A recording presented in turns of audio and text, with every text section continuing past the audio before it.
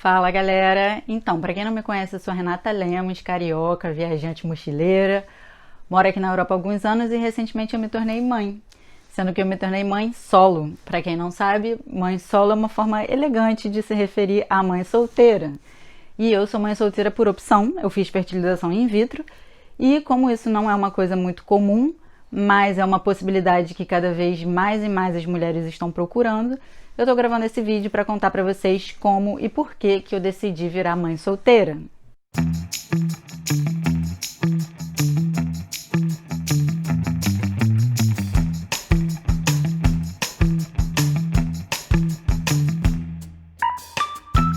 Então, eu espero que vocês tenham visto o primeiro vídeo que eu gravei sobre esse assunto, que foi contando como eu percebi que eu realmente queria ser mãe. Aí, uma vez que eu tomei essa decisão, veio a segunda etapa. Mas e como eu vou ser mãe? Se nessa época eu tava sem marido, sem namorado, não tinha ninguém no pipeline, os peguetes que rolaram ali naquela época não estavam nem um pouco interessados em ser pai, qual seria a minha opção? A primeira coisa que eu tenho que dizer pra vocês é que isso não era uma ideia nova na minha cabeça. O último namorado sério que eu tive, ele não queria ter filho de jeito nenhum. Então eu já pensava na possibilidade de eventualmente fazer uma produção independente. Eu falava pra ele, olha, na hora que eu estiver pronta, eu vou ter os meus filhos. Não importa se você quer ou não, se você vai assumir ou não. Talvez a gente fique junto, talvez a gente não fique junto, mas eu vou ter os meus filhos. Então, quando eu senti que era hora de ser mãe, eu já não estava com ele há muito tempo, mas eu fui em frente com essa ideia e eu comecei a pesquisar, tanto no Brasil quanto na Bélgica, quais seriam essas possibilidades de inseminação, fertilização e etc. E aí eu pensei, bom, nesse meio tempo aí ainda vai levar alguns meses até eu descobrir e realizar tudo. Quem sabe não aparece um carinha por aí nesse meio tempo para ser o pai dos meus filhos. Mas aí depois de alguns meses eu me dei conta que eu não estava fazendo o mínimo esforço para entrar num relacionamento, para conhecer ninguém, não estava em Tinder, não estava indo pra noitada, não estava nada. Então eu percebi que o meu foco tinha mudado e que eu não estava preocupada em ter um relacionamento, mas eu estava sim focada em ter filhos. E estava ali pesquisando tudo que era necessário para fazer isso acontecer. Ou seja, no íntimo do meu ser, eu acho que eu já tinha ali uma predisposição para encarar esse projeto sozinha. Mas, de qualquer forma, ao longo desse processo eu fiz várias ponderações. E uma delas foi conversar com diversas mães solteiras, para saber como é que estava sendo essa experiência para elas. Uma que me marcou bastante foi uma americana que eu conversei que falou assim, olha, Renata, eu acho mais fácil ser eu e minha filha do que se eu tivesse um marido, porque ela me acompanha em tudo. Se a gente chegar em casa cansada e a gente quiser comer só um sanduíche, ela come um sanduíche comigo, e de repente se eu tivesse um marido eu ia ter que cozinhar, ele ia querer escolher o que comer e etc. Então a vida é bem simples sendo nós duas. Palavras dela. É claro que existem muitos homens que são maravilhosos, que dão maior apoio para a mãe, mas é bem verdade que nem todos.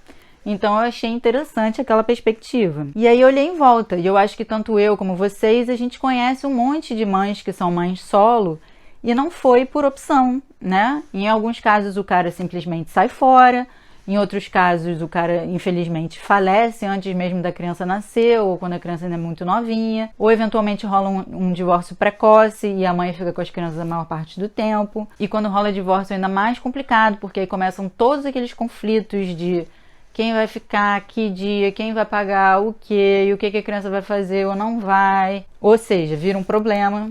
E além disso, ainda tem os caras que são casados ali e não participam em nada da criação dos filhos. Então eu pensei, poxa, se todas essas mães conseguem gerenciar, por que eu, que estou fazendo já de antemão, sabendo que vou estar sozinha, não conseguiria? Até porque se eu fosse encontrar alguém naquela altura do campeonato, com a idade que eu já estava de quase 40, eu ia conhecer a pessoa durante muito pouco tempo para depois ter um filho com ela. Então, poderia dar certo, mas também poderia dar errado, né? Muitas surpresas, porque eu não ia conhecer muito bem. E aí, enfim, conversando com todas essas mães solteiras, elas disseram que a maior dificuldade para elas, e isso foi unanimidade, era a parte financeira. Então, isso é uma preocupação que realmente eu tenho que ter. Mas eu me lembro também de uma conversa com um amigo meu que ele falou assim, Rê, filho só motiva. Filho vai te motivar a correr atrás, a crescer mais na tua carreira, ganhar mais dinheiro, porque agora você tem que prover para eles.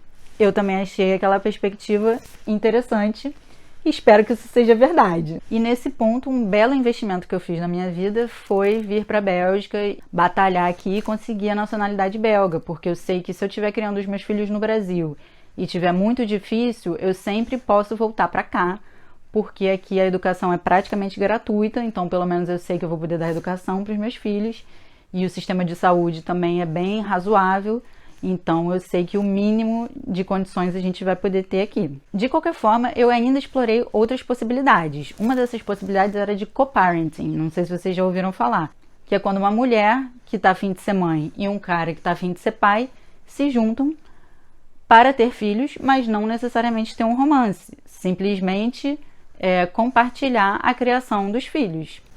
Então eu cheguei a entrar em um site que promove esses encontros, né, tipo um Tinder da maternidade/paternidade, e dei uma olhada, mas eu achei esse site meio esquisito, não gostei muito não. Tinham alguns caras, obviamente, para fazer o co-parenting, mas tinha também muitos caras oferecendo esperma tão simplesmente, e eu, sei lá, achei meio esquisito, não gostei do clima e não fui em frente com essa ideia.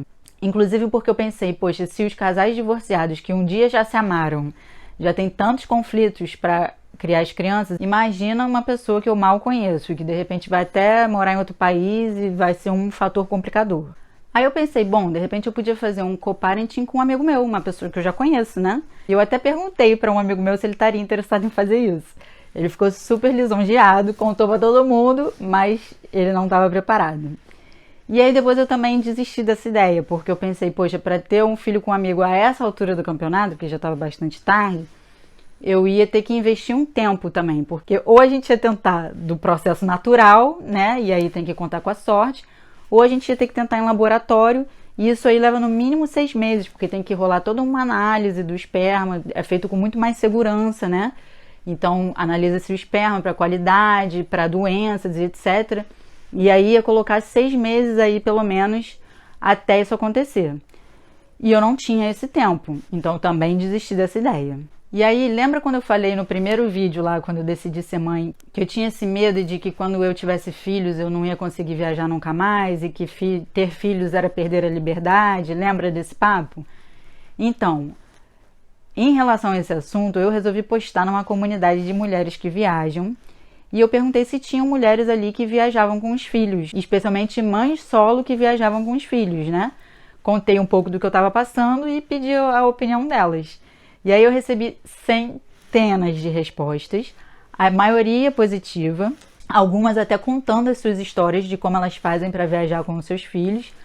Óbvio, tinha também uma minoria que não apoiava a minha ideia, e fez algumas críticas que também foram muito valiosas, que me fizeram pensar e ter mais certeza ainda se eu estava pronta ou não. Agora, uma dessas pessoas falou para mim uma coisa que foi a gota d'água para minha decisão. Ela falou assim, olha, só garanta que você não vai colocar o nome do pai na certidão de nascimento das crianças, porque senão todas as vezes que você for viajar, você vai precisar de autorização dele. Gente, quando ela falou isso, foi tipo assim, blim, blim, tenho que ser mãe solteira. Porque eu pensei, cara, se minha dúvida era, tipo assim, será que filhos tiram a minha liberdade?